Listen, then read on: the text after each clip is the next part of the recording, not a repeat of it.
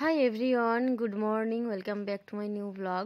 তো আশা করছি সবাই অনেক ভালো আছো। আর আমি ছোট্ট একটা ব্লগ নিয়ে তোমাদের মাঝে চলে এসেছি। তো অনেকেই অনেক ধরনের কমেন্ট করছো, কেউ ভালো কমেন্ট করছো, কেউ বাজেও কমেন্ট করছো। তো এখন আর কোনো কিছু গায়ে মাখি না। প্রথম অনেক কিছুই গায়ে মাখতে হতো, খারাপ লাগতো। বাজে কমেন্ট দেখলে, ভালো কমেন্ট দেখলে ভালোও লাগতো।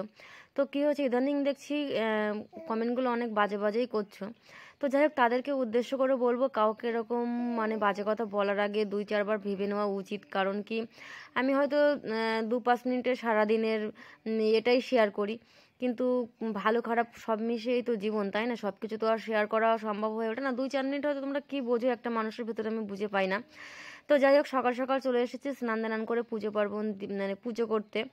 তো এখানটাতে অনেকেই আবার আমাকে নিয়ে অনেক কিছু সমালোচনা করতে বসবে, তাদের আমার কোনো কিছু যায় আসে না। আমার ভালো লাগলো, আমি আজকে এই ভিডিওটা শেয়ার করতে চলে এসেছি। ছোট্ট একটা মিনি ব্লগ হয়তো তোমাদের সামনে শেয়ার করি।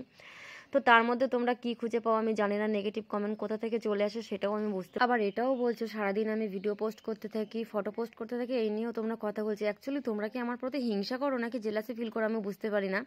সারাটা দিন একটা মানুষ কি করে ফোনটা নিয়ে পড়ে থাকতে পারে বলো তো? যার 2টো বাচ্চা আছে, যার সংসার আছে, যার বাচ্চাগুলো ছোট ছোট, যার বাড়িতে কোনো হেল্পিং হ্যান্ড নেই, যার সংসারটা নিজে হাতেই সামলাতে হয়, সে কি করে একটা ফোন নিয়ে পড়ে থাকে আমি বুঝতে পারি না। তোমরা কিভাবে কমেন্টগুলো করতে থাকো? ভেবেচিন্তে কমেন্ট করতে থাকো নাকি এর তার ইনবক্সে গিয়ে, এর তার কমেন্ট বক্সে গিয়ে যা খুশি তাই বলে আসে? এগুলো মনে হচ্ছে তোমাদের স্বভাব, যারা যারা এই কমেন্টগুলো করো। আমি সবাইকে বলছি না, প্লিজ সবাই গায়ে মাখবে না। আমি ভিডিও শুরুতে প্রথমে বলেছি, কিছু কিছু মানুষ আছে যারা যারা এরকম ধরনের কমেন্ট করে, কিছু কিছু মানুষ আছে যাদের কমেন্টগুলো সত্যি পড়লে অনেকটাই পরিমাণে ভালো লাগে।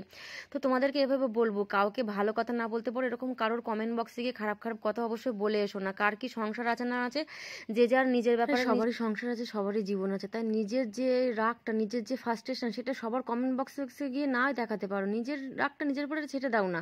নিজের সংসারে হয়তো তুমি অসুখী আছো, কোনো কোনো জায়গার থেকে নিজের সংসারে হয়তো শান্তি নেই, অশান্তি আছে, সেইটা অন্যের সংসারে গিয়ে ঝাড়ছো কিসের জন্য? নিজেরটা নিজের উপরে ছেড়ে দাও না।